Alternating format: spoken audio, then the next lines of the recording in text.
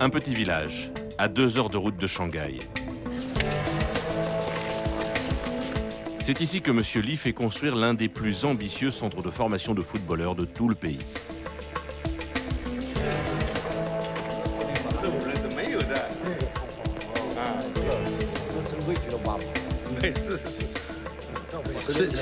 On a décidé de construire ce centre il y a 10 ans.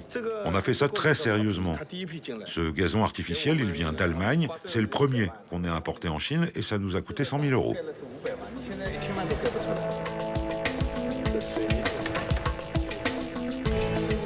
Monsieur Li est un ancien international. Aujourd'hui, sa mission, c'est le développement du football chinois. Et il a décidé de prendre les choses en main, d'élever en batterie les futurs champions.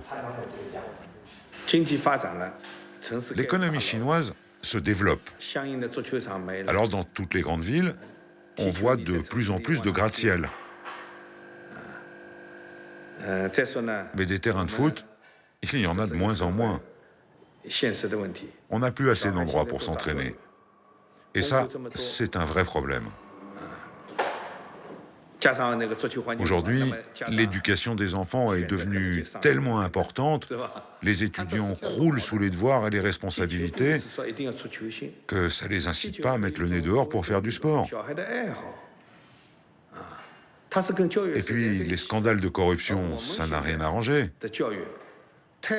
C'est normal de penser à ce point à l'éducation.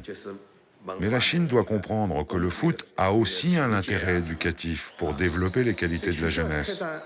Et accessoirement aussi pour devenir professionnel, mais pas seulement.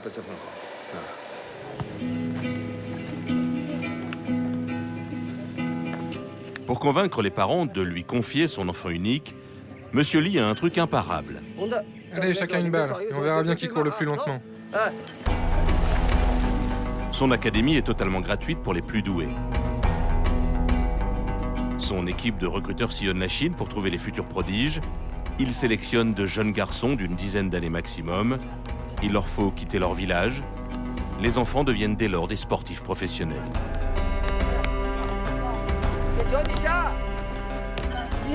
Bon, maintenant je vais vous montrer comment faire cet exercice. Vous voyez, les passes, ça se travaille en 2 étapes. Vous donnez, vous bougez et vous réceptionnez ailleurs. Allez hop, on y va.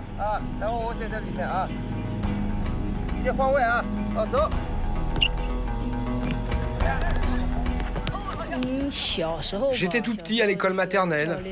Un jour, des entraîneurs sont venus dans notre classe choisir les élèves les plus doués en sport. J'étais déjà assez bon, alors ils m'ont choisi. Au début, je suis venu ici pour un essai, et puis maintenant, c'est ma vie ici.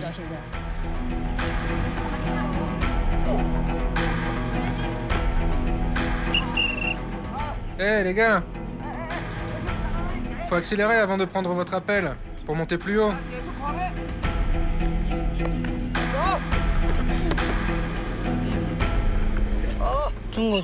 Le foot chinois? Comment dire? Le foot chinois a beaucoup progressé, mais les footballeurs ne courent pas assez. Il faut courir toujours plus pour devenir encore meilleur. Il faut toujours progresser physiquement.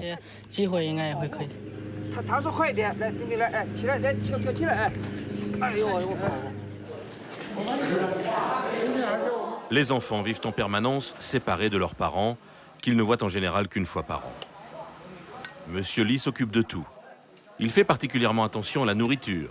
Il faut que ces jeunes champions développent rapidement leur qualité physique.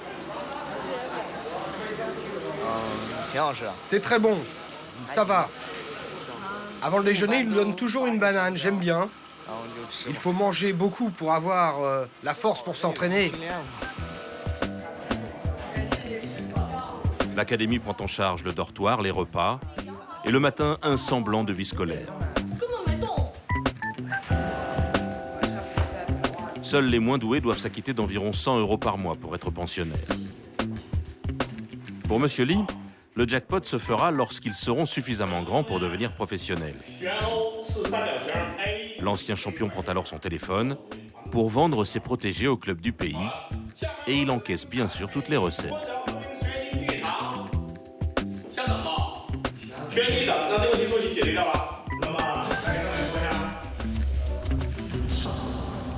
Allez les mecs, on court, on court, on court.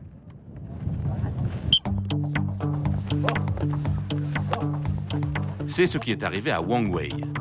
Après une dizaine d'années dans un élevage de champions, le jeune footballeur de 20 ans a signé un contrat dans un club de Pékin, le Baxi, une équipe pensionnaire de 2e division, où on fait aussi très attention à l'alimentation.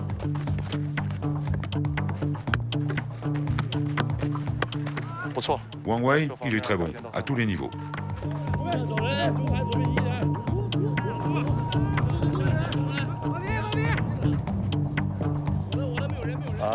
Il se débrouille plutôt bien. Ce serait pas mal qu'il améliore un peu sa stratégie sur le terrain, mais franchement, c'est un bon composant de l'équipe. Ce club pékinois a intégré ces dernières années des professionnels étrangers, plusieurs Brésiliens dans l'effectif. Ils viennent ici pour un salaire entre 3 et 5 000 euros par mois, bien loin des standards internationaux. Alex fait partie de l'équipe depuis 4 saisons. Oui, c'est ça, il manque d'initiative. Il faut écouter le coach, ça c'est évident. Mais ensuite, il faut une attitude. Sur le terrain, vous n'avez que quelques secondes pour prendre une décision. Si vous passez la balle ou pas. Donc il faut prendre position, il faut prendre des initiatives.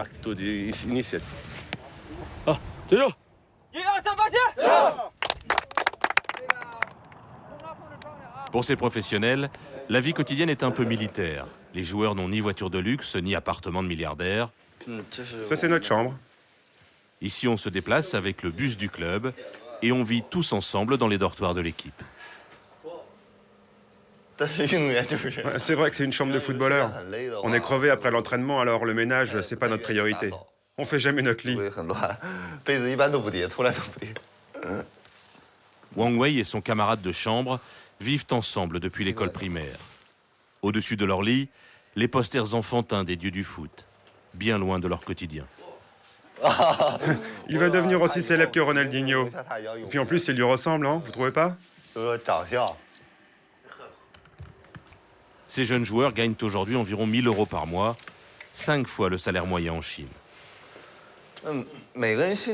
Chacun a une ambition dans la vie. Chacun a des rêves. Moi, le foot, j'ai commencé, j'avais 7, peut-être 8 ans. Pour le football, j'ai abandonné l'école.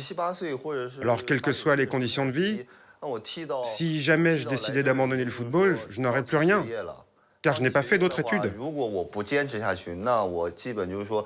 Je suis un garçon.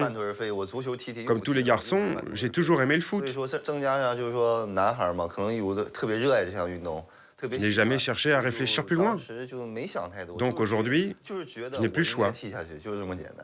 J'ai toujours joué, chaque jour, et je dois persévérer jusqu'au jour où je ne pourrai plus jouer.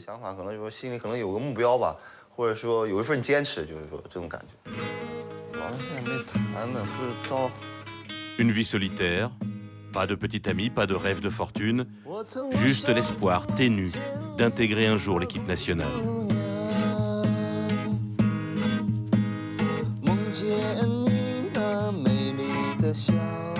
Chaque soir, partie de billard près de la cantine du club.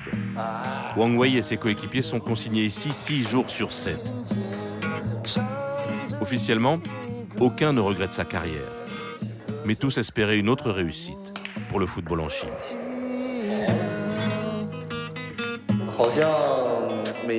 On a la même vie tous les jours. Alors c'est vrai, parfois, ça nous pèse un peu. Heureusement, avec mes potes, on a tous la même vie ici.